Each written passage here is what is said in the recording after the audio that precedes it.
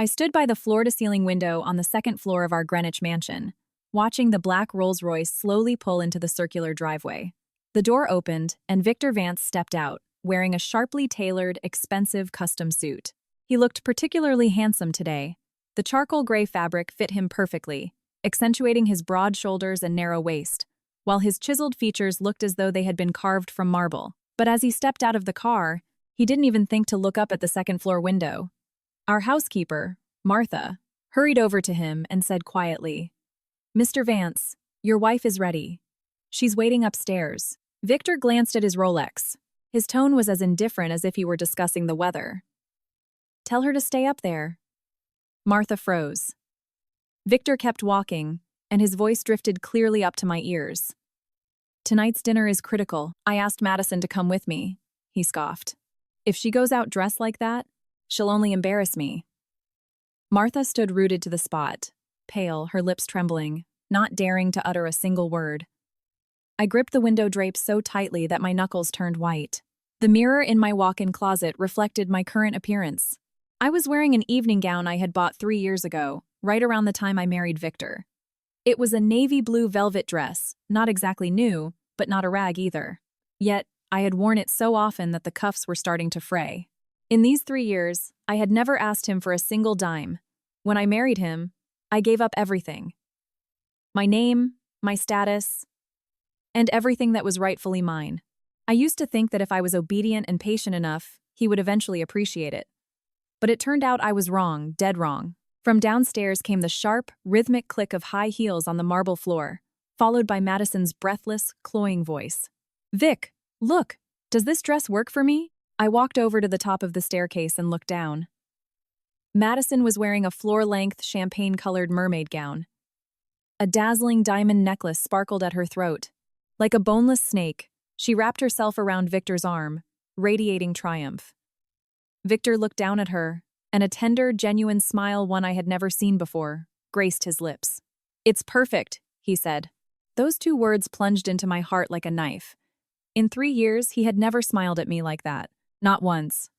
I took a deep breath, gripped the banister, and began to descend, step by step. The click of my heels against the stairs was steady and firm. The 2 people in the foyer looked up simultaneously. Upon seeing me, Victor immediately scowled. The disgust in his eyes made me feel like an object that didn't belong in his pristine home. Madison's gaze was openly provocative. She looked me up and down, letting her eyes linger on my frayed cuffs for a couple of seconds before her lips curled into a disdainful smirk. "Oh, Vic, is this your wife?" Madison's voice was dripping with fake sweetness. "No wonder you never take her anywhere." Victor remained silent, which was as good as agreeing. I watched them stand there, glamorous and radiant, looking for all the world like they were made for each other. And there I was, standing on the stairs in a tired old dress, like a piece of clutter. But this was my house, the house Victor and I had moved into after our wedding. Martha stood off to the side, her eyes red with unshed tears of anxiety for me, but she knew her place. In this house, her position was much like mine. We were both invisible, marginalized. Madison, still clinging to Victor's arm, tilted her head and smiled at me. "Mrs. Vance, tonight's gala is the most important annual event for Vanguard Enterprises. Every major power player in New York will be there. You'd be much better off staying home, okay?" She paused, letting her tone turn venomous and mocking. "Dressed like that, you'll only be a humiliation to Victor." With that, she covered her mouth and giggled. The shrill sound sent shivers down my spine. From beginning to end, Victor didn't even dignify me with a glance. He simply turned to Madison and said, "Let's go." "We're running late." "Okay," Madison chirped sweetly. Before walking out the door, she shot me one last defiant look, doing nothing to hide her absolute triumph and superiority. I stood paralyzed, watching them press close together as they walked out the door and slid into the back of that black Rolls-Royce. The sound of the engine starting drifted from the driveway, growing fainter and fainter until it completely dissolved into the Connecticut night. Martha came up to me and gently tugged at my sleeve. "Ma'am, please don't be upset." I said nothing. "Maybe I could make you something to eat?" she asked softly. "You've hardly touched anything all day." "I'm not hungry, Martha," I finally replied. My voice was so calm that even I was surprised. I turned around, walked back up the stairs, returned to the master bedroom, and shut the door. Outside the window, it was completely dark. In the distance, the glowing skyline of Manhattan beckoned. In the penthouse of the most exclusive hotel in Hudson Yards, Vanguard Enterprises was hosting its elite gala. I stood by the window, looking in that direction, my lips pressed tightly together. My iPhone buzzed on the nightstand. I glanced at the screen. It was an iMessage from an unknown number, but the profile picture was Madison. We had never run in the same circles. I had no idea how she got my number. I didn't care to figure it out. The message was just a single photo. In it, Madison was sitting in the back of the Rolls-Royce, throwing up a peace sign at the camera. Reflected in the dark-tinted window behind her was Victor's profile. He was looking out the window, his jawline sharp and distinct. Below the photo was a single line of text. I opened it, and my pupils contracted. He is going to be completely mine tonight. Just wait and watch. I tossed the phone onto the desk and looked at the wall clock. 7:35 p.m. There was less than an hour before the gala officially started. I pulled open the bottom drawer of my vanity. Inside sat a pile of old keepsakes, expired plane tickets, a few yellowing photographs, and a small, red velvet box. I took it out and opened it. Inside lay a SIM card, a card I hadn't used in 3 years. I popped the tray open and slid it into my phone. When it booted up, there was only one contact in the directory. The name was simple, but it carried an unimaginable weight. Dad. My thumb hovered over the call button for a couple of seconds. Then, I pressed it. The phone rang. 1, 2, 3. On the fourth ring, someone picked up. There was dead silence on the other end of the line. I opened my mouth, but it felt like a massive lump was lodged in my throat. My eyes instantly burned with tears. 3 years ago, to marry Victor, I had cut all ties with my family. My father, Paul Sterling, was furious. He told me that if I insisted on having my way and marrying that man, I could walk out the door and never come back. I left, and I was gone for 3 years. During that time, I changed my number and severed all contact with my past, convinced that by doing so, I could fully dedicate myself to the role of a regular, supportive wife. But reality had finally sobered me up. After several seconds of silence, a firm, aging voice came through the receiver. It carried a barely detectable tremor of disbelief. "Anna, is that you?" I took a deep, shuddering breath, fighting back the tears. "Daddy," my voice was quiet, but resolute. "I want to come home." Silence descended on the other end. And then, the man who ruled a global business empire, one of the wealthiest and most powerful men in America, Paul Sterling, a man who had never lost his composure a day in his life, spoke with a tremble I had never heard before. "All right. Daddy will send someone to bring you home." I clutched the phone, and the tears finally spilled over. But I took a deep breath and quickly wiped them away. I knew that tonight, I was going to take back everything I had lost. After the call, I sat on the edge of the bed, gripping the phone so hard my knuckles were white. 3 years ago, when I left, my father had stood in the study of our Upper East Side townhouse, his back against a massive wall of mahogany bookshelves. He didn't chase after me. He just stood there. His voice, deep as a booming echo in a canyon, had declared, "Anastasia, if you walk out that door today, you no longer have the right to call me your father." I walked out anyway. I remember it was pouring rain that day in New York. The drops drummed fiercely against the taxi windows. I sat in the back seat, hugging a suitcase with a few changes of clothes, and cried the entire way to Connecticut. Back then, I thought I was running toward a great, passionate love. The phone vibrated again, ripping me from my memories. It was Madison again. This time, it wasn't a photo, but a short video. I tapped play. The screen showed the grand ballroom of the Vanguard Gala. Dazzling crystal chandeliers hung from the high vaulted ceilings, casting a rainbow of light over the guests' designer gowns and bespoke tuxedos. The camera panned over long tables, draped in white silk, laden with caviar and hors d'oeuvres, past towering pyramids of champagne coupes, and finally stopped on one person. It was Victor. He was standing in the center of the room, holding a glass of Pinot Noir, chatting with several middle-aged men in corporate suits. Even through the phone screen, I could see the icy detachment in his gaze. He was the kind of man who, simply by standing silently, made everyone around him seem small. Madison's camera glided toward him like a venomous snake. Her hand, sporting a fresh crimson manicure, entered the frame and rested on Victor's shoulder. Her fingers trailed suggestively down his silk tie. You couldn't see the face of the man Victor was talking to, but I could feel Madison's audacity. The camera was aimed squarely at Victor. Her entire goal was to show me that this man now belonged to her. At the end of the clip, the camera flipped around to show Madison's face. She winked at the lens, gave a dazzling smile, and mouthed two soundless words. "My husband." The video ended. I tossed the phone onto the bed, walked over to the window, leaned my hands on the sill, and took a deep breath. Outside lay the sprawling lawn of the Greenwich estate, glowing an emerald green under the security lights. The distant hum of the highway drifted through the glass. The city's nightlife was just beginning. And right now, at the top of the highest skyscraper, amidst the glittering Vanguard Gala, the woman standing next to Victor Vance wasn't me. It was her. I raised my right hand and looked at my ring finger. A faint red indentation remained where my wedding band used to be. I had worn it for 3 years, never taking it off once. 3 days ago, when Victor came home, I went to take his coat as usual. He glanced at me, his eyes falling on the modest diamond ring on my hand. "Take it off," he said coldly. "It looks cheap." I froze and asked him what he meant. He didn't answer. He just frowned, looking at me with intense impatience, as if to say, "How can you not understand something so simple?" The very next day, I saw a new ring on Madison's finger. The diamond was twice the size of mine, blindingly brilliant under the office lights when she had stopped by. I had taken my ring off and left it on my vanity. The red mark remained, like an invisible shackle. 3 years. It took me 3 years to realize one agonizing truth. In this man's eyes, I was never his wife.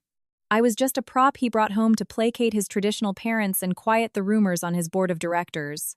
And when he decided this pawn had outlived its usefulness, he was ready to discard it without blinking an eye. A soft knock came at the door.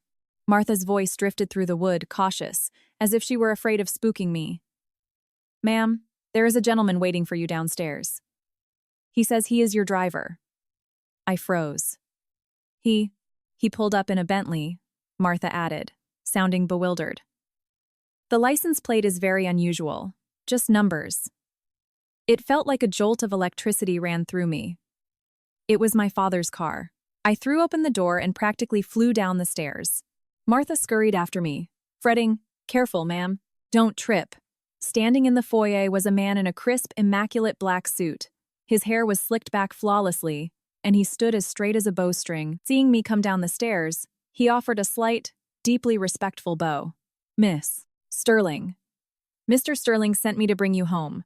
I knew this man. His name was Arthur. He had been my father's head of security and personal driver for 20 years. 3 years ago, on the day I left, he was the one who drove me to the taxi stand. He had looked at me in the rearview mirror with unconcealed sympathy, but he hadn't said a word, because he knew my mind was made up. And now, here he was again, just as respectful and stoic as ever. "Arthur," I said, my voice wavering, "just give me a minute to change." Arthur nodded and stepped back toward the door. Martha stood in the middle of the living room, looking frantically between Arthur and me. In her 2 years working in this house, she had never seen any of my family visit. She probably assumed I was an orphan, some poor, miserable girl who had married into wealth and severed all ties with her humble past. I turned to go back upstairs, but paused halfway and looked back at her. "Martha, bring me my jewelry box from the storage closet." "Right away," she said, hurrying off. In truth, I had almost no jewelry. Over these 3 years, Victor's generosity toward me amounted to less than the cost of a single one of Madison's evening gowns. But I had one box, holding things that had belonged to me long before Victor Vance ever existed. Martha brought the box. It was covered in dark red velvet, the edges slightly faded from age. I opened it. Resting at the very bottom was a ruby necklace, my father's gift to me for my 18th birthday. That year, he had taken me to a high-end auction in Geneva. This necklace was the final lot. When the auctioneer slammed the gavel, the entire room gasped at the winning bid. I remember my father turning to me and saying, Anna, this ruby is called the Flaming Rose. I believe only my daughter is worthy of wearing it. I picked up the necklace. Under the foyer lights, the ruby caught the illumination and threw back a deep, mesmerizing glow, like a drop of liquid fire. I placed it back in the box, closed the lid, and carried it downstairs. Arthur had somehow brought a rolling garment rack into the foyer. Hanging on it was a row of jaw-dropping evening gowns. Each one was an haute couture masterpiece from top-tier designers, custom-tailored, hand-embroidered, encrusted with beads, sparkling beneath our chandelier. Standing next to the rack were 3 people, 2 women and 1 man, all dressed in sleek black uniforms, holding professional makeup cases and styling tools. It was the elite styling team the Sterling family had kept on retainer for a decade. Every single one of them was a master of their craft. I took a deep breath and approached the rack. My eyes skimmed over the luxurious fabrics. Sapphire blue, pale gold, champagne silk, midnight black. Every single one was breathtaking. Finally, my gaze locked onto a red evening gown. It was a floor-length dress, fiery red, devoid of excessive embellishments. Just pure, unapologetic, blazing crimson silk. "This one," I said. The 2 female stylists exchanged a glance. One of them, sporting a sharp bob, stepped forward and said softly, "Miss Sterling, you have impeccable taste. Mr. Sterling had this piece flown in from Paris specifically for you. We were told it was tailored to your exact measurements from 3 years ago, so he had prepared everything. That meant that for all these 3 years, he had been waiting for me to finally come home." I felt the tears threatening to surface again, but I forced them down. No crying tonight, especially not before makeup. The stylist seated me in front of a mirror they had set up. The 3 of them surrounded me, and the work began. Makeup brushes swept lightly across my skin, leaving a faint scent of expensive powder. The hairstylist's fingers danced expertly through my hair, pinning and curling every strand into place. Arthur stepped back toward the entryway, standing with his back to the room like a silent sentinel. Martha hovered near the stairs, watching the entire spectacle from a distance, her eyes wide as saucers. She was probably wondering who on earth this submissive, pathetic woman she had lived with for 3 years actually was. 20 minutes later, the stylist stepped back. Looking at my reflection, they smiled with absolute satisfaction. "Miss Sterling, you are ready." I lifted my eyes and froze. The woman in the mirror was draped in fiery red silk, with flawless, understated makeup and a cascade of dark, perfectly styled hair. The ruby necklace resting against her collarbones radiated a hypnotic light. Her posture was razor straight. Her chin was tilted slightly upward. Her entire figure exuded a patrician pride that hadn't been seen in years. The face was mine, but the expression was no longer the docile, timid look I had worn for the past 3 years. This was the gaze of Paul Sterling's daughter. I heard the lead makeup artist whisper to her assistant, "No wonder she's a Sterling. Look at that bone structure." I stood up. The train of the red dress spilled across the floor like a river of blood. "Let's go, Arthur," I said, walking past him. "To the gala." Arthur turned, looked at me, and offered a rare, almost imperceptible smile. "Right away, Miss Sterling." The Bentley glided out of the Greenwich estate gates, its tires crushing the fallen autumn leaves. I sat in the spacious back seat. The train of my dress spread out beside me, like a pool of liquid flame. The streetlights flashed by one after another, painting orange streaks across the tinted glass. Arthur drove with incredible smoothness, as if afraid of disturbing the atmosphere in the car. The cabin was silent, save for the faint whisper of the climate control. Suddenly, my phone screen lit up. It was an audio message from my father. I hesitated for a second, then hit play. My father's voice, deep and gravelly, filled the car. I could hear the tightly suppressed emotion in it. "Anna, Daddy is waiting for you in the ballroom." Just one short sentence. It was as if he was afraid that if he said anything more, he would lose his ironclad composure. But I could hear the subtle tremor in his voice. The man who could dictate the fate of billions of dollars with a single word was, for the first time in his life, speaking with a shaky voice. I wanted to record a reply, but the lump in my throat returned, and I couldn't utter a sound. Never mind, I thought. I'll see him soon and I can tell him everything then. I set the phone down and looked out the window. We were crossing into Manhattan. The towering skyscrapers blazed with light. Massive LED billboards in Times Square cycled through luxury brand advertisements. Well-dressed crowds hurried down the avenues. Everyone had their own story in this city that never slept. 3 years ago, when I married Victor, he told me that his company was on the rise, and we needed to keep a low profile. He had said, "Anna, since you're my wife now, forget about your past status. Just be Mrs. Vance." I listened to him. I really did. I packed away all my designer gowns, shoved a closet full of Birkins and Chanels into the attic, and swapped them for dresses from off-the-rack department stores. I was afraid to wear conspicuous jewelry, afraid to wear bold makeup, afraid even to mention my father's name. I told myself it was love, that this was my sacrifice in the name of marriage. But now I saw that this so-called sacrifice was a one-woman play. Victor Vance hadn't sacrificed a damn thing. He remained the same arrogant CEO of Vanguard Enterprises, surrounded by beautiful women and constantly out at society events. In his eyes, I was just an insignificant backdrop. And a backdrop isn't supposed to be beautiful or shiny. It's just supposed to sit quietly in the corner and stay out of the way. The car glided to a halt, but we weren't at the venue yet. Arthur glanced back from the driver's seat. "Miss Sterling, red light." I snapped out of my daze and looked forward. People were walking across the crosswalk. A young couple held hands. The girl laughed at something, and the boy leaned over and kissed her forehead. It was a sweet scene, but I felt nothing. Arthur looked at me in the rearview mirror again. After a moment of hesitation, he said, "Miss Sterling, your father has aged quite a bit these last few years." My chest tightened. "What do you mean?" "After you left," Arthur sighed, looking back at the road. "Mr. Sterling took full, aggressive control of the holding company. He was working 16-hour days. Once, during a board meeting, his blood pressure spiked so high he nearly collapsed out of his chair. My fingers dug into the silk of my dress.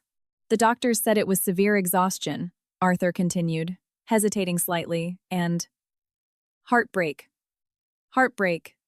The word drove itself into my chest like a nail. "He never spoke about you in public. But your bedroom in the Upper East Side house was cleaned every single day. The sheets were changed once a week. The flowers on the windowsill watered daily. One Thanksgiving, the extended family gathered at the townhouse. Someone asked why you weren't there." Mr. Sterling's face turned to stone. The atmosphere at the table dropped below freezing.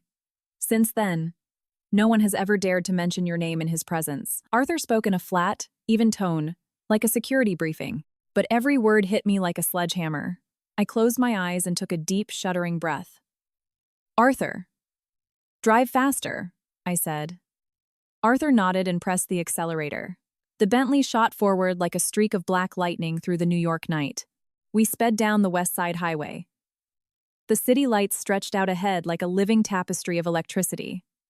The towering glass skyscraper in Hudson Yards was getting closer and closer. The lights of the penthouse ballroom were so bright that, even from a distance, it looked like a shining star suspended in the night sky. My phone buzzed again. Madison. Again. This time, no photo, no video. Just one line of text. "Guess what I'm doing right now?" I stared at the text for a few seconds, then flipped the phone face down on the leather seat. "Enjoy it while you can." The Bentley pulled off the avenue and turned into the hotel's private circular drive. The trees lining the entrance rustled in the wind. Golden light poured from the hotel lobby, flooding the grand entrance. A parade of ultra-luxury cars, Rolls-Royces, Maybachs, Bentleys were lined up, gleaming. Uniformed valets hurried back and forth, opening doors for the elite. Victor's black Rolls-Royce was parked near the front. The engine was off. Its occupants had clearly gone inside long ago. Arthur drove the Bentley right up to the very start of the red carpet. He threw it into park, cut the engine, stepped out, walked around the hood, and opened my door. His movements were precise, commanding, and deeply respectful, exactly as they had been for 20 years when opening the door for my father. The cool night air rushed into the cabin, catching the hem of my red dress and my hair. "Miss Sterling," Arthur said, offering a slight bow while holding the roof of the car. "Mr. Sterling said he is waiting for you upstairs." I extended my leg. My red stiletto touched the crimson carpet with a sharp, definitive click. Then, I stood up to my full height, lifted my chin, and looked at the glowing glass monolith before me. The train of my dress, caught by the breeze, dragged across the carpet like a wildfire. Several hostesses near the entrance turned to look at me simultaneously. Absolute shock flashed across their faces. One of them, in a sleek black dress, actually let her mouth drop open. I knew exactly what they were thinking. Who is she? Without giving them time to figure it out, I walked inside. The crystal chandelier in the lobby hung from a 30-foot ceiling, its countless facets reflecting a blinding daytime brilliance across the marble expanse. My heels echoed sharply and confidently with every step. The woman at the reception desk looked up, froze for a split second, and then plastered on a highly trained professional smile. "Good evening, ma'am. Do you have an invitation?" I didn't have an invitation, and I didn't answer her. I simply looked at her, gave a slight, polite smile, and said, "I am here to see someone." With that, I walked straight to the VIP elevators. As the door slid shut, I saw that everyone in the lobby was still frozen in place, staring at the closing metal panels. The elevator shot upward. The digital floor numbers blurred past. 65, 70, 75. Almost at the top, I switched my phone to silent and dropped it into my clutch. Tonight, everyone was going to see exactly what the daughter of Paul Sterling looked like. The elevator gave a soft, melodic chime. Penthouse. Grand ballroom. The doors slowly parted, and a wave of jazz music, laughter, and warm air washed over me. I took a deep breath, straightened my spine, and stepped forward. The entrance to the ballroom was framed by two massive gold-leafed arches. Two waiters in sharp tuxedos stood on either side. As I approached, one of them instinctively reached out an arm to stop me, but his eyes hit my red dress, and his hand froze in midair. He was likely trying to compute who I was. He probably had the VIP guest list memorized, but the woman standing in front of him had never been in the glossy pages of Town and Country. I didn't look at him. I glided straight through the double doors.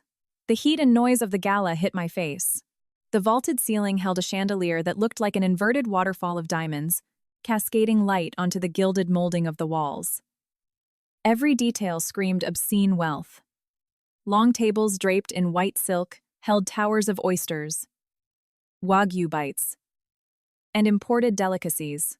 Pyramids of champagne coupes glowed amber in the light. In the corner, a live jazz band played, a saxophone pouring lazy, sultry notes into the air. Men and women in high fashion spun on the dance floor. The noise, the laughter, the clinking of crystal, everything spoke of the sheer glamour of a top-tier corporate gala. But I spotted him instantly. Just like in a crowded, chaotic city, you can always flawlessly pinpoint the person you hate the most. Victor Vance was standing in the center of the room, swirling a glass of red wine, talking to several powerful-looking executives in dark suits. His posture was, as always, impossibly straight and aloof. He wore his standard, polite corporate smile, the one that never reached his eyes. Standing right beside him was Madison. Her hand rested possessively on his forearm, leaning into him like a vine wrapping around an oak tree. She had changed dresses. She wasn't wearing the champagne mermaid gown from the video anymore. She was wearing a deep purple gown with a plunging, dangerously low open back. It left very little to the imagination, and around her neck sparkled that diamond necklace. I recognized it immediately. Victor had bought it at a Sotheby's autumn auction last year for over $3 million. When he brought it home, I had assumed it was a gift for me, since our anniversary was approaching. But he never gave it to me. He locked it in the drawer of his home office. One day, I accidentally saw it and thought he was saving it as a surprise, but he had left for a business trip that week. Now, I finally understood who that necklace was meant for. It was hanging around Madison's neck, every single diamond mocking the 3 years of my pathetic, wasted hope. I plucked a flute of champagne from a passing waiter's tray and leaned against a marble column, watching the scene from a distance. No one was paying attention to me yet. My arrival was like a pebble tossed into a roaring ocean. The first ripple hadn't reached the center yet. But it would. Madison whispered something in Victor's ear and laughed, shimmying her shoulders flirtatiously. Victor looked down at her, and the curve of his smile deepened. I hadn't seen that look on his face in 3 years. I took a sip of champagne. The bubbles burst against my tongue, cold and tart. Just then, a middle-aged woman in the crowd noticed me. She was wearing an emerald green gown, her hair swept up in an elaborate updo, casually fanning herself. A billionaire's wife, no doubt. Her eyes locked onto me for a few seconds. First, she appraised my dress, then the ruby necklace, then my face. Her expression shifted from mild curiosity to uncertainty, and finally, to something resembling vague recognition. She tapped the arm of the woman next to her and whispered something. The second woman turned around, frowned slightly, and stared at me. I recognized them both. They were the wives of 2 board members at Vanguard Enterprises. They didn't know me personally. In 3 years, Victor had never taken me to a single public event. Annual galas, board dinners, charity balls, he always went alone. When I asked why he never brought me, he would say, "You'd feel uncomfortable there." He wasn't afraid I'd be uncomfortable. He was afraid I wasn't presentable enough for his image. The whispering between the board members' wives started catching the attention of others. A few guests began casting curious glances my way. From the crowd, a young man in a tuxedo stepped out. He had a fratty, smugly handsome face, a glass of bourbon in his hand, and a highly confident smirk on his lips. "Well, well," he said, stepping up to me and giving me a blatant, appreciative, up-and-down look. "I haven't seen you around here before. What family are you with?" I didn't answer. I just lifted my chin slightly, staring at him. He shifted uncomfortably, clearing his throat before forcing his smirk back into place. "I'm Greg. Greg Sutton. Forgive my manners. May I have this dance?" "No," I said. Greg's smile froze for a split second, but he recovered quickly. "Right. Beautiful women get to break the rules," he shrugged. "But you must be bored standing all the way over here by yourself. Want me to introduce you to some people?" I was about to dismiss him completely, but out of the corner of my eye, I saw Madison stand on her tiptoes and kiss Victor on the cheek right in front of everyone. And Victor didn't push her away. He actually put his arm around her waist. My fingers tightened around the stem of my champagne flute until they turned white. Greg noticed my reaction and followed my gaze. "Ah," he drawled, acting like the ultimate insider. "That's the CEO of Vanguard, Victor Vance, and his +1. Word on the street is they're going to make it official soon. You know him?" I didn't reply. Greg kept talking to hear his own voice. "Though, rumor has it, Vance actually has a wife. Some plain, boring woman who never shows her face in public. The circles are whispering that they're getting a divorce soon." He looked back at me and chuckled. "What? You got your eye on Vance too?" "I'd advise against it. That Madison girl is ruthless. Plus, her family has real money and connections." I slowly turned my head and locked eyes with Greg. He physically recoiled from the intensity of my stare. "You just said," I began, my voice as light as a feather dropping onto a still pond, "that Vance's wife is a plain, boring woman?" Greg froze and instinctively nodded. I smiled. Then, holding my champagne glass, I pushed off the column and walked straight toward Victor and Madison. Step by step, the train of my red Paris gown carved a sweeping path across the marble. My heels struck the floor in a sharp, unyielding rhythm. The crowd parted before me like water splitting around the bow of a warship. Someone gasped. Someone else held their breath. People froze with their drinks halfway to their mouths. And my prey still suspected nothing. Madison was leaning against Victor's shoulder, whispering in his ear. He was looking down, listening to her with that same sickeningly tender smile. I stopped 3 paces away from them. Victor, sensing a shift in the room's energy, slowly looked up. His eyes locked onto my face. In the next second, he froze, as if someone had hit pause on a remote control. The tender smile halted, then slowly shattered into a million pieces. Madison looked up too. Seeing me, her eyes blew wide open in sheer disbelief. I held my champagne glass, an elegant, bone-chilling smile playing on my lips. "Victor," I said. "What a surprise. I will never, for the rest of my life, forget the look on Victor Vance's face. First came the shock, striking his cold features like a bolt of lightning. Then, utter confusion. He scowled, his eyes sweeping over me from head to toe. The red haute couture, the multi-million-dollar ruby, the flawless makeup. He was visibly struggling to compute if the radiant woman standing before him and the pathetic woman in frayed velvet at his house were actually the same person. Finally, both of those expressions morphed into dark, unadulterated fury. I knew that fury entirely too well. For 3 years, it had lurked in the depths of his eyes. Only tonight, there was something else mixed in with the rage. Panic. Yes, he was panicking.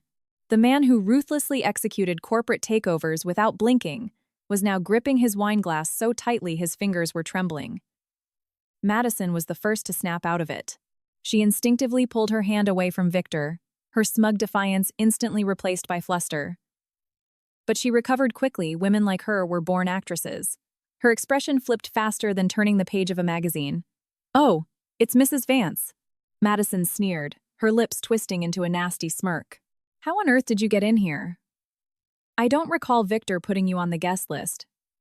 She heavily emphasized the words Mrs. Vance, as if reminding the entire room that the woman in the red dress was just an unwanted, uninvited nuisance. I didn't look at her. My gaze remained deadlocked on Victor's face. "Victor," I said in a smooth, remarkably calm voice. "Is this how you welcome your wife?" The words dropped like a boulder into a quiet lake. The crowd around us instantly went dead silent. The hum of conversation completely evaporated. Even the jazz band seemed to stop playing. The only sounds in the sprawling ballroom were the faint clinking of glass and stifled gasps. I could hear the frantic whispering erupting behind me. "Wife? What wife? You didn't know? Vance is married. Is that her?" "No way. Vance's wife never goes out." "Oh my God, what is happening?" The whispers spread through the crowd like a wildfire. Every single pair of eyes in the room was glued to the three of us. Those eyes held curiosity, shock, and a ravenous hunger for drama. Victor's face turned black as thunder. He slammed his glass onto a passing tray and took a step toward me. "Anna," he hissed through clenched teeth. "Have you lost your damn mind?" I looked at him and smirked. "Lost my mind? I just came to a dinner party. Or am I banned from Vanguard events?" A vein pulsed visibly in Victor's temple. He took a deep, ragged breath, desperately trying to cap his explosive anger. Then, he shot a look at Madison and muttered, "Madison, step away for a minute." Madison's face fell. She clearly didn't want to retreat, but under Victor's authoritative glare, she bit her lip and backed into the crowd. As she walked past me, she intentionally bumped my shoulder. "Mrs. Vance," she hissed, low enough that only I could hear. "Do you think putting on a red dress makes you the queen of the room?" With a toxic, sneering laugh, she slinked away. I ignored her completely, keeping my eyes calmly fixed on Victor. He lunged forward and grabbed my wrist. His grip was like a steel vice. He dragged me toward a quiet corner of the ballroom, spitting venom under his breath as we moved. "What the hell are you playing at? Dressing up like this to humiliate me? Do you have any idea what kind of gala this is? Do you know who those men I was just talking to are?" He hauled me behind a massive marble pillar, effectively shielding us from the bulk of the crowd. Releasing my wrist, he practically shoved me away.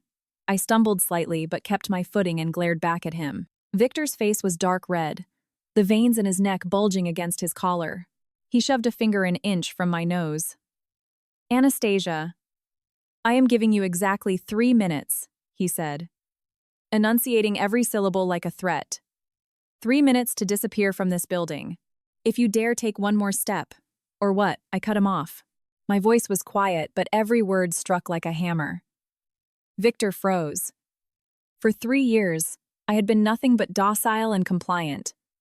He had never, not once, heard me speak to him with that tone. "You." He narrowed his eyes, a dangerous, volatile glint igniting in his pupils. "Say that again." I opened my mouth to respond, but a frantic clicking of heels approached from behind. Then a sickly sweet voice stabbed at my back. "Oh, look who's hiding back here." I turned around to see Madison holding a fresh glass of red wine. She wore a coquettish smile, but underneath it, sheer malice was practically oozing from her pores. "Vic," Madison whined, her tone petulant. "Didn't you tell her to leave? Why is she still here?" Victor's face was so thunderous he looked ready to commit murder. Madison swayed her hips and stepped up to me. Her heavily lined eyes bored into mine with raw, unfiltered hostility. "Mrs. Vance," she drawled, dripping with condescension. Crashing a party without an invite is incredibly tacky, especially dressed like that. T.S. Key. Look at this color. Did you really think wearing something this loud would let you outshine me? As she spoke, she raised her wine glass and gave it a slight swirl. The dark red liquid sloshed violently near the rim. I remained silent, just staring her down. Madison's smile widened. She took another step forward, leaving less than 2 feet between us. Let me spell it out for you. Don't even dream about it. Her voice dropped to a venomous whisper, meant only for me. Victor is mine. He will always be mine. And what are you? You're a nobody whose name isn't even worth mentioning. If you're smart, you'll get the hell out of here right now. Don't make me. On those words, her wrist flicked sharply forward. The dark crimson wine launched into the air in a terrifying arc, aimed directly at the bodice of my red silk gown. It happened so fast I barely had time to dodge, but in a split second, instinct took over. My hand shot out like lightning, clamping around Madison's wrist, and I twisted it fiercely. The glass flew out of her grip, flipped through the air, and shattered violently against the marble floor. Wine exploded across the tiles in a bright red splash, looking eerily like a pool of blood. A few stray drops still caught the hem of my dress, leaving dark, staining spots against the scarlet silk. The smug smile on Madison's face instantly evaporated when she felt my fingers crushing her wrist like an iron clamp. You. Her eyes bulged. How dare you, Madison, I said, my voice eerily flat and composed. I suggest you learn how to behave yourself. I released her wrist with a sharp shove. She stumbled backward in her high heels, flailing her arms, and nearly crashed backward into a towering pyramid of champagne glasses.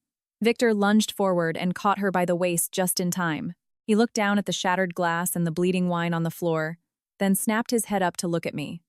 The rage in his eyes was apocalyptic. He looked like he wanted to burn me alive.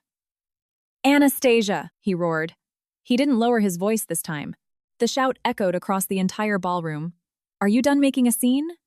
The crowd had gone entirely still again. Every pair of eyes was glued to me, to Victor, and to the pathetic, clinging Madison. The stares held a cocktail of contempt, rampant curiosity, and malicious glee. No one stepped forward to intervene. No one wanted to go to bat for the uninvited woman in the red dress and risk alienating the powerful CEO of Vanguard Enterprises. Madison leaned into Victor's chest, rubbing her wrist. Her eyes were red, making her look like a fragile, bullied victim. But as she peeked around his shoulder to look at me, her lips curled into a tiny, victorious smirk. You lost, her eyes said. Greg Sutton swaggered out of the crowd, still clutching his bourbon, looking thoroughly entertained.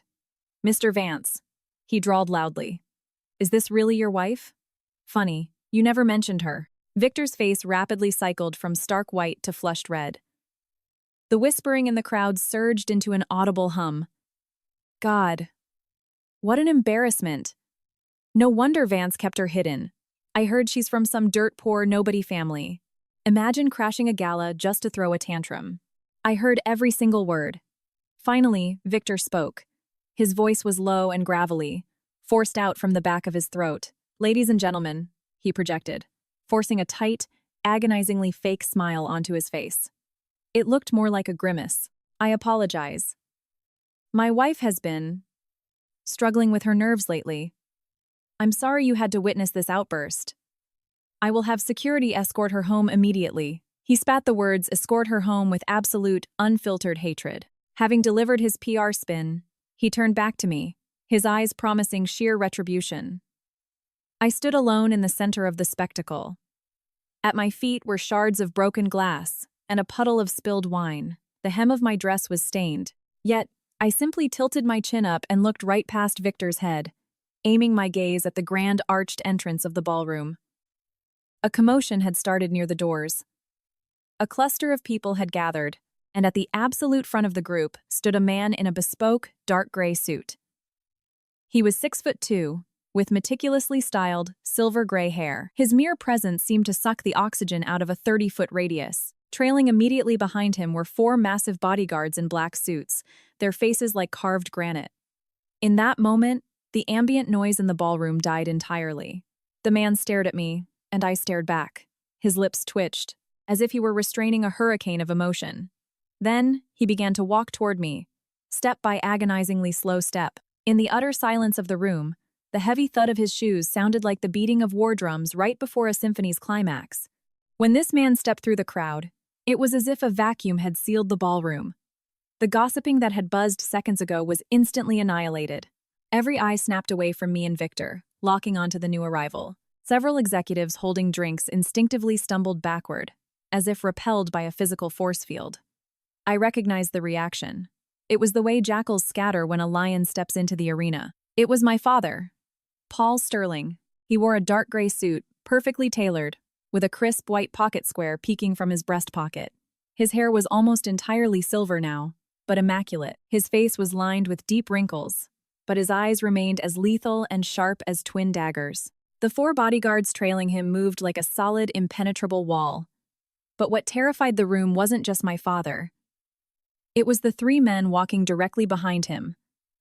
The CEO of Goldman Sachs, the chairman of one of the largest industrial conglomerates in the Western Hemisphere, and the billionaire real estate magnate who literally owned the hotel we were standing in. Any single one of those 3 men was a titan whose word could send shockwaves through Wall Street. But right now, they were trailing behind Paul Sterling with the deferential posture of students following their master. I will never forget Victor Vance's face. First, he froze. Then his brow furrowed in severe confusion. He was clearly trying to calculate how on earth Paul Sterling had ended up here. Vanguard Enterprises and Sterling Global had never done business together. Sterling's name definitely wasn't on tonight's guest list. But Victor recovered quickly. He was, after all, Victor Vance, a man who had navigated the shark-infested waters of corporate America for years.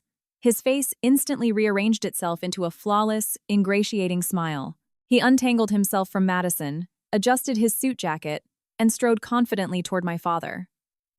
Mr. Sterling. Victor extended his hand, his tone respectful, perfectly calibrated. What an absolute honor to have you here. If you had told me you were coming, I would have arranged. He didn't finish the sentence, because my father walked right past him.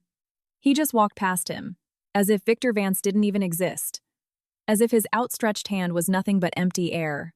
My father didn't slow down, didn't even turn his head. He brushed past Victor, the edge of his tailored jacket grazing Victor's extended arm, kicking up a faint breeze. The smile died on Victor's face. His hand hung awkwardly in midair. He stood there like a statue flash frozen in ice.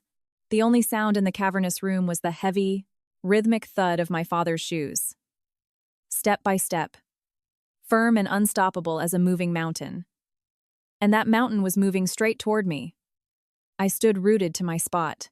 The hem of my Parisian gown was wet. No one had cleaned up the shattered glass on the floor, but I couldn't see any of it anymore. My eyes were entirely locked onto the aging man walking toward me. 3 years. I hadn't seen him in 3 years. His hair was much grayer than when I left. At his temples, it was pure white. The lines on his face had deepened, especially around his eyes and across his forehead. They were etched like scars, but his posture was just as unyielding, his stride just as commanding. He was still the legendary Paul Sterling, the man feared and revered by the entire financial world.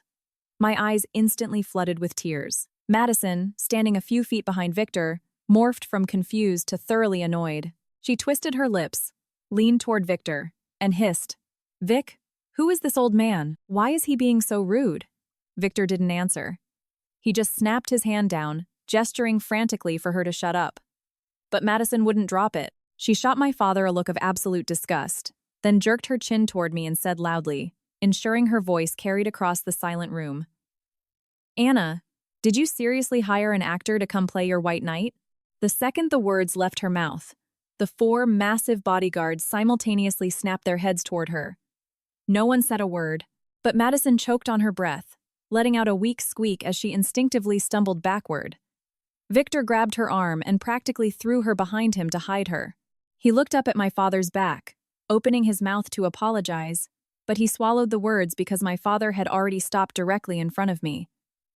He stood 3 feet away. His eyes were locked onto my face. His lips were trembling slightly. I looked at him. At the silver hair at his temples, the deep grooves around his eyes, the slight, weary slump in his shoulders that I didn't remember from 3 years ago. He had changed. Dad. The word caught in my throat. My father's eyes turned red. He raised his hand. For a second, it hovered in the air, trembling, before it landed firmly on my shoulder. The moment his rough, heavy palm touched me, I felt a warmth I had forgotten existed. That warmth, piercing through 3 years of cold silence, became a titanium shield, blocking out every thorn and drop of malice in the room. "Anna," he said. His voice was hoarse, thick with emotion. "Daddy's here." Just 3 words. "Daddy's here." I couldn't hold it back anymore. The tears spilled over my lashes and streamed down my cheeks. But I wasn't the type of woman to break down sobbing in a room full of vultures. Even as I cried, I clenched my jaw, refusing to let the tears turn into a breakdown. My father squeezed my shoulder. Then, he slowly turned around to face the room. In that instant, his entire aura shifted. When he looked at me, he was full of raw, paternal tenderness and pain. But when he faced the crowd, all that remained was absolute Arctic ice. The kind of cold forged over decades in the ruthless world of high-stakes corporate warfare. A cold that carried crushing, suffocating pressure. The ballroom was as silent as a graveyard. The guests who had been whispering a minute ago were holding their breath. The billionaire's wives who had been snickering in the corner now looked terrified to exhale. Even Greg Sutton, who had been loving the drama, quietly set his bourbon glass down on a table and shrank back. My father's gaze swept slowly across the crowd before locking dead onto Victor Vance. Beads of sweat broke out on Victor's forehead. He swallowed hard. His lips moved, as if he desperately wanted to say something, but his vocal cords refused to produce a sound. "Ladies and gentlemen," my father began. His voice wasn't a shout, but it was low and resonant, carrying clearly to the farthest corners of the room. "Allow me to reintroduce someone to you." He took my hand. His grip was calloused and incredibly strong, but warmer than any other hand in the world. He lifted his head, and his voice suddenly boomed like rolling thunder. "Her name is Anastasia Sterling. She is my daughter, the daughter of Paul Sterling." Those 2 short sentences detonated in the ballroom like a pair of grenades. First came dead silence. Then, as if someone had pushed the first domino, a massive wave of shocked gasps ripped through the crowd. "What? Sterling's daughter? No way. Vance's wife. Is Paul Sterling's daughter? Oh my God, I was just trashing her. I'm ruined." Greg Sutton's jaw dropped so low it practically hit the floor. He looked like he was going to vomit. His face drained of all color, going as white as a sheet. He was undoubtedly replaying every single word he had said to me about Vance's plain, boring wife. Madison's face contorted into something unrecognizable. First, her eyes bulged out, as if her brain was rejecting the audio processing.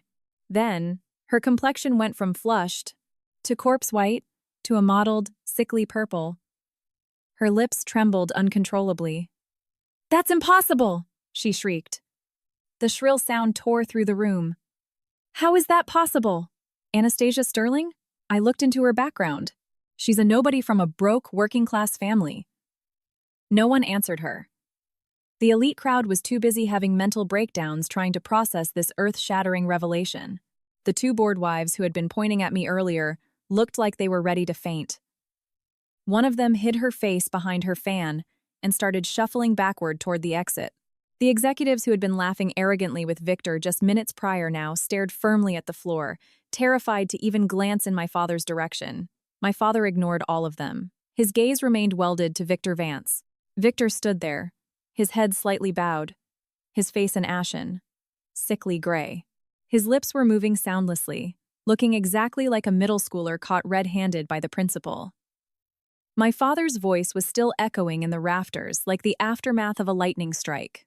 Victor's hand, the one that had been left hanging in the air finally, in excruciating slow motion, dropped to his side. He opened his mouth and finally managed to force out a few raspy, broken syllables. "Mr. Sterling." My father stared at him. His gaze was as still and calm as a deep, black lake. But that calmness was infinitely more terrifying than blind rage. "So, you are Victor Vance," my father said. He wasn't yelling, but the sheer gravity of his words felt like a physical weight pressing on everyone's chests. Victor instinctively took a step back. His shoulder blades hit the pyramid of champagne glasses behind him. The top rose wobbled perilously. He jerked forward, swallowing aggressively. His throat sounded completely dry. Mr. Sterling, I had no idea Anastasia was your. You had no idea, my father interrupted. His tone was as biting as a winter blizzard. You were married to my daughter for 3 years, and you had no idea her last name was Sterling. Victor's mouth opened and closed like a fish suffocating on a dock.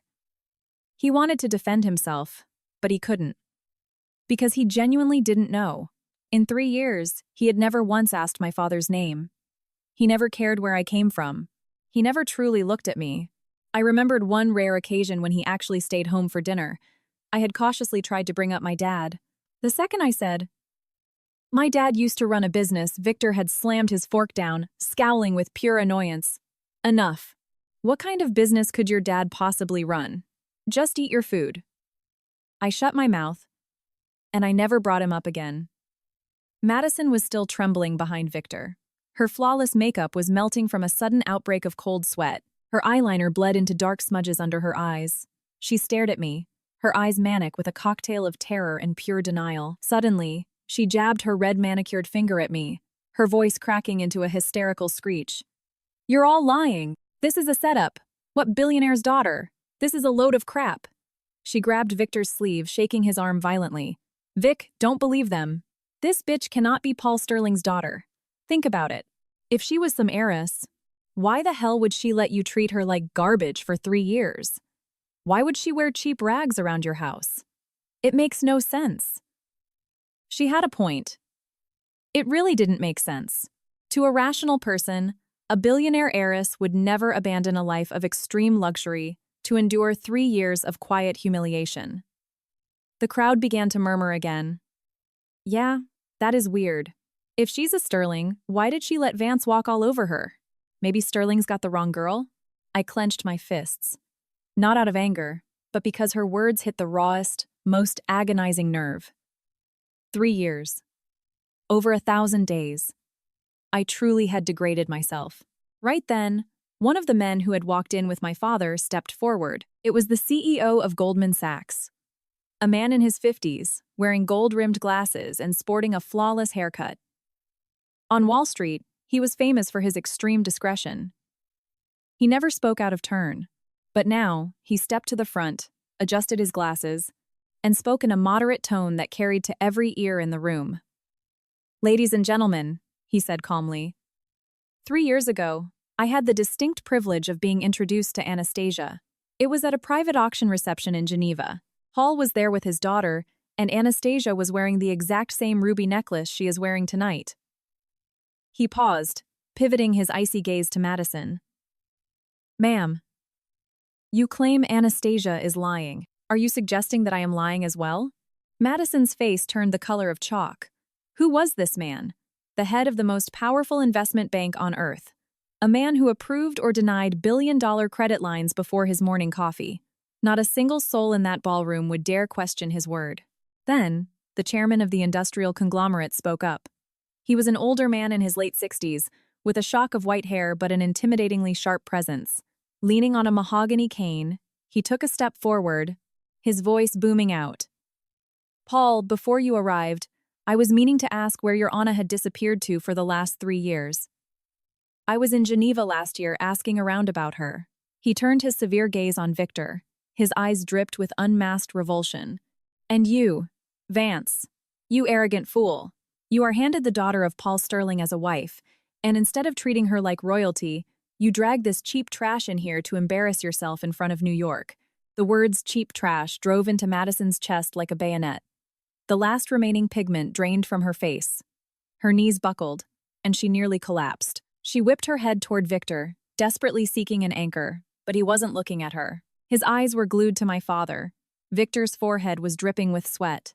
His collar was soaked. His eyes were darting frantically, his brain working in hyperdrive. Men like him, when faced with an apocalyptic crisis, instantly begin calculating risk and leverage. Sterling's daughter. Breach of contract. $2 billion. The variables spun in his head like a roulette wheel. Finally, Victor took a massive, shuddering breath. The smile returned to his face, but this time, it was utterly obsequious, almost begging. He straightened his posture and took a step toward my father. Dad. Hearing that word gave me full-body chills. In 3 years, he had never called my father his father-in-law. He had never sent a single holiday card. Today was the very first time, and it sounded so sickeningly earnest, as if he were speaking to his own flesh and blood. My father raised one hand, cutting him off. That single, slight gesture forced Victor to freeze mid-step.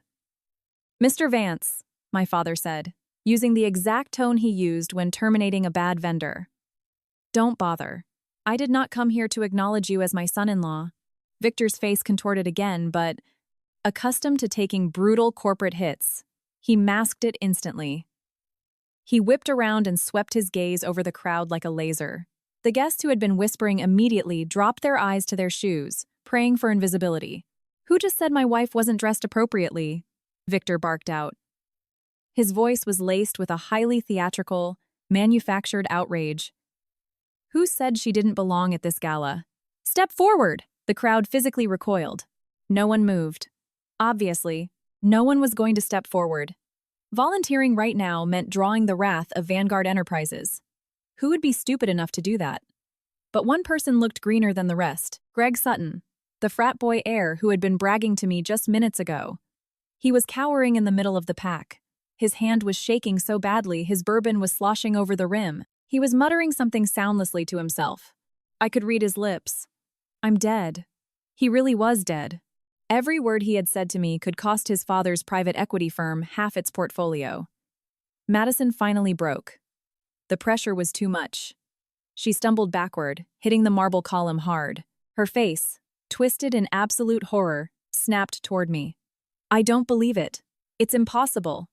Her voice grew quieter, deteriorating into frantic, manic muttering. Beneath the smeared eyeliner, her eyes held nothing but raw terror. She finally realized the sheer magnitude of the disaster she had engineered. Every snide comment, every mocking glare, every provocative text message, it had all become a noose around her own neck, and it was tightening rapidly. Victor Vance swept his eyes across the room and finally landed on Madison. He looked at her, his brow furrowing in deep disgust, as if he had just stepped in something vile on the sidewalk. I knew that look. For 3 years, he had looked at me exactly like that. Now, that gaze was entirely focused on her. Madison, sensing the shift, looked up at him in sheer panic and reached out a trembling hand. Victor didn't take her hand. He turned his face away. Madison's arm hung in the air, exactly the way Victor's arm had hung in the air a few minutes ago when my father ignored him.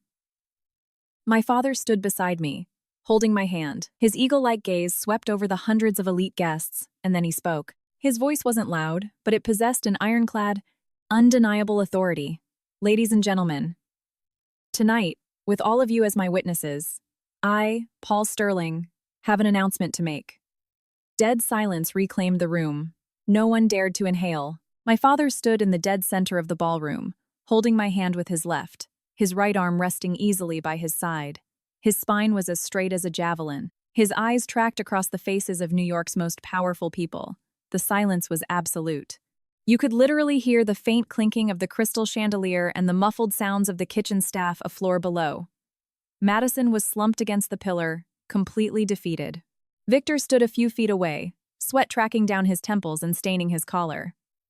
His custom Tom Ford suit now looked like a heavy, suffocating straitjacket. Finally, my father spoke. His tone was perfectly level, as if he were reading a weather report. "I came here tonight to announce 2 things. He paused, letting the tension in the room thicken until it was almost solid. First, my daughter, Anastasia Sterling, officially returns to the Sterling family as of tonight. For every single humiliation she has suffered over the past 3 years, the Sterling family will extract payment, down to the very last cent." A guttural, choked groan escaped Victor's throat. My father didn't even glance at him. Second, my father's tone remained terrifyingly casual. The joint venture agreement previously reached between Sterling Global and Vanguard Enterprises, the $2 billion infrastructure initiative. He let it hang for a fraction of a second. "Is hereby terminated, effective immediately." The words dropped. 1 second. 2 seconds. 3. And then the ballroom exploded. 2 billion? Oh my God, Sterling is pulling the funding. Shouts of absolute shock rippled through the room like a tsunami. Someone screamed. A wine glass slipped from a guest's hand and shattered on the marble. The musicians on stage froze. The saxophonist's jaw dropped so hard he nearly dropped his brass instrument. The hotel magnate, leaning on his cane, stepped forward. His voice was gravelly, but loud. Paul, are you saying you're pulling out of the Vanguard Clean Energy Project entirely? Yes, my father nodded calmly. I'm pulling out. But the negotiations were in the final stages. The contracts are already drawn up. The old billionaire sounded incredulous. So what if they're drawn up? My father sneered. There was zero warmth in the sound, only lethal mockery.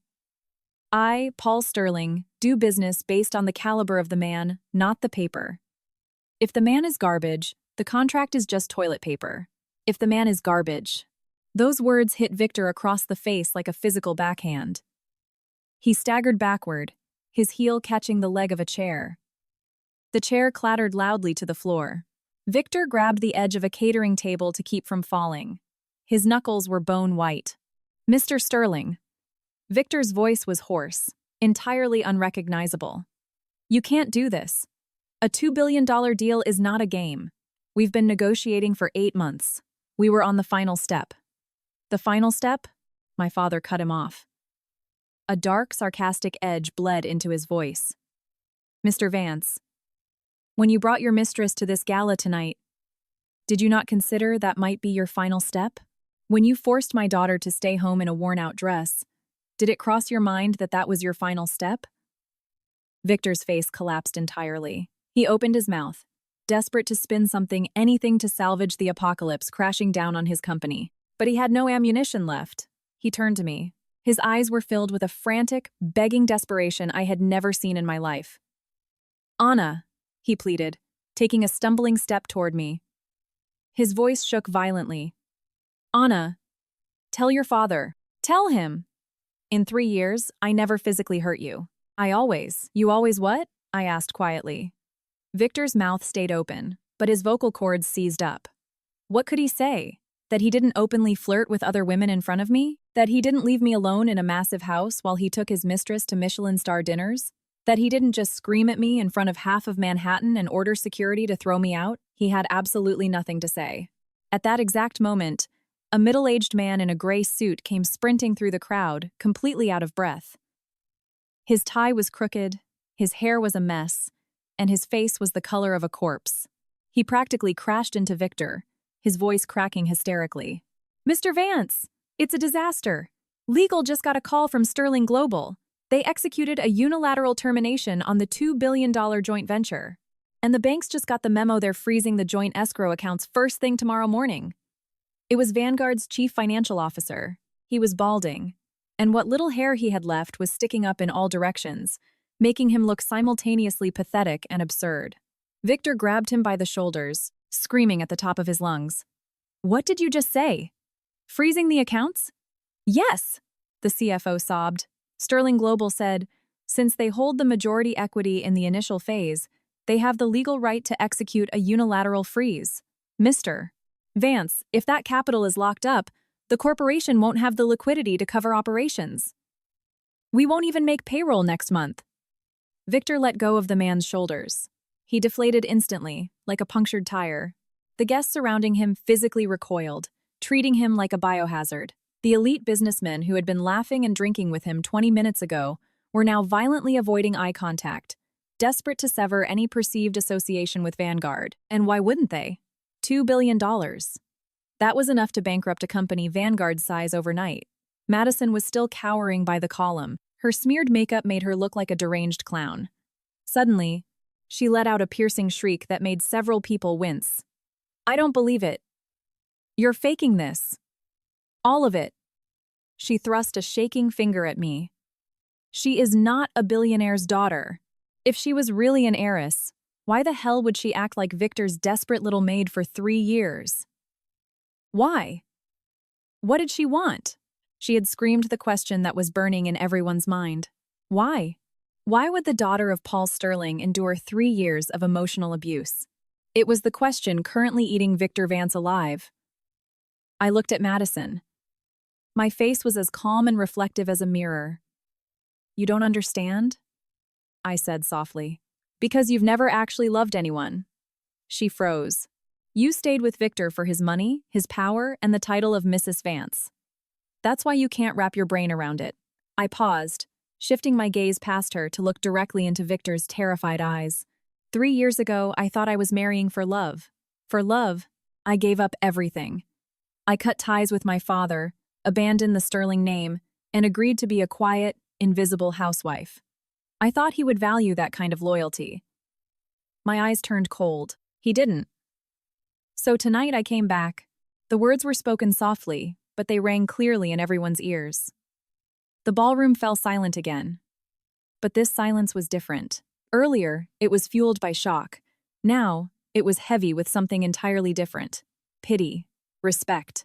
In the corner, the woman in the emerald green dress covered her mouth, her eyes shining with unshed tears.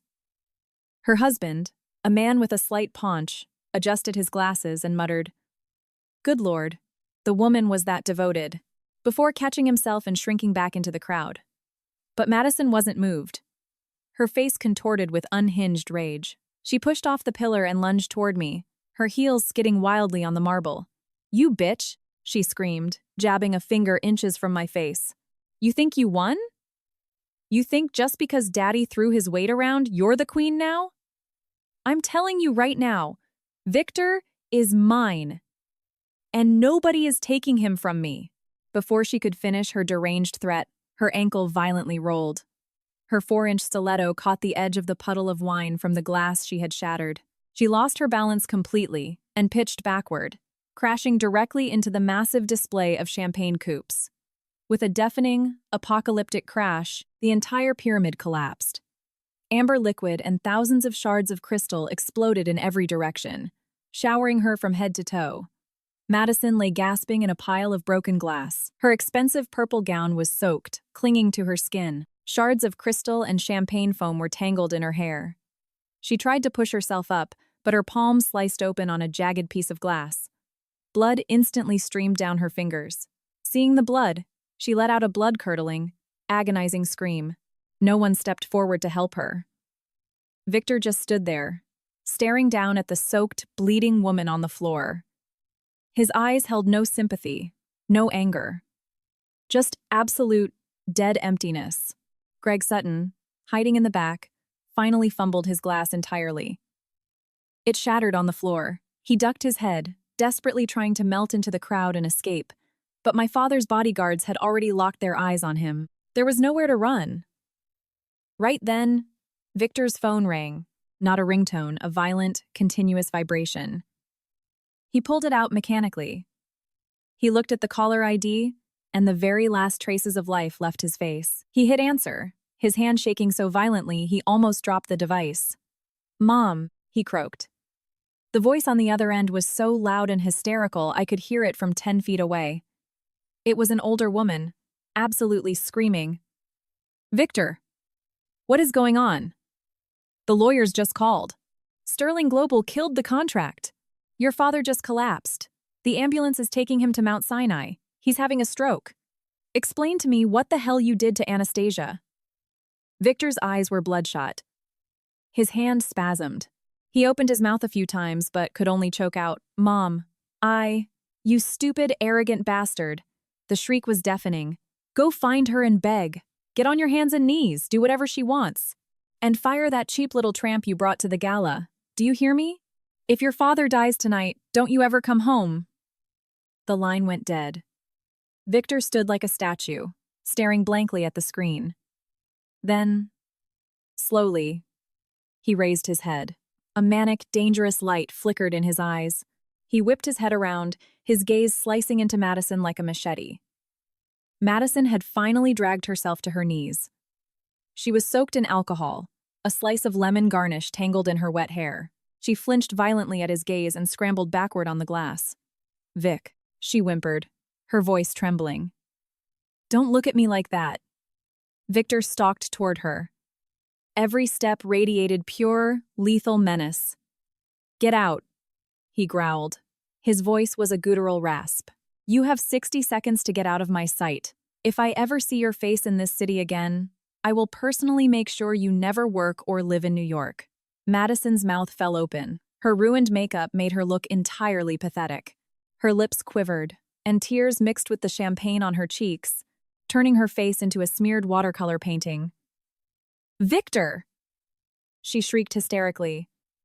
"You can't do this to me. You promised. You promised you'd divorce her. You said the title of Mrs. Vance was going to be mine." Her voice broke. She curled into a ball by the base of the pillar, grabbing her hair in clumps, sobbing violently. Victor didn't look at her again. He was already gesturing sharply for the hotel security to drag her out. His face was a mask of cold, rigid panic. Only the sheer terror in his eyes gave him away. I turned away from the wreckage. "Dad," I said softly, "I want to go home."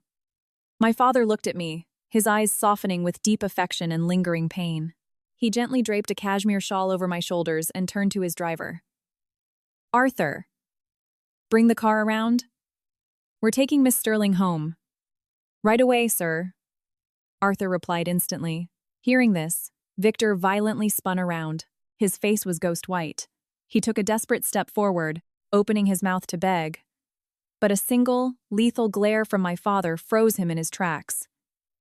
He could do nothing but watch me walk away.